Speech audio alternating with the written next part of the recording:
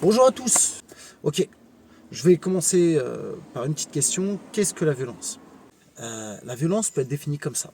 C'est l'acte destiné à assurer la domination d'une personne ou d'un groupe de personnes sur une autre personne ou un autre groupe de personnes. C'est-à-dire que la violence, c'est l'exercice d'un rapport de domination. Toujours. Voilà. J'espère que vous ne m'avez pas perdu là-dessus. Elle peut être aussi structurelle. Moi, j'ai un diplôme, j'exerce une domination par mon savoir sur toi qui n'en a pas.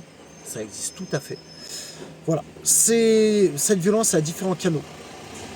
Et en fait, elle est reconnaissable, cette violence, pour plusieurs points. Premièrement, c'est toujours la faute de la personne qui est dominée. Voilà. Donc par exemple, le père il met une gifle à son fils, ouais mais c'est de la faute de mon fils parce que c'est un perturbateur. La maîtresse, elle va humilier un enfant parce qu'il a des mauvaises notes, il a pas assez bien travaillé à l'école. Ça c'est de la violence et elle est toujours légitime. Il n'y a personne qui se dit ouais moi je suis un bourreau, il n'y a pas de problème, je mets des gifles aux gens gratuits.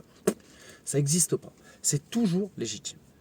Deuxièmement, c'est que l'agresseur, lui, il s'assure sa légitimité dans sa tête, mais aussi, il s'assure la légitimité du groupe. Donc il va poser la question au groupe. Ah, c'est vrai, Martine, le gamin, il fait chier. Ouais, vas-y, ouais, t'as raison, mais lui gifle. Ça, c'est des choses qui lui permettent de s'asseoir dans sa domination. Et ensuite, eh ben, on va essayer de faire culpabiliser la victime.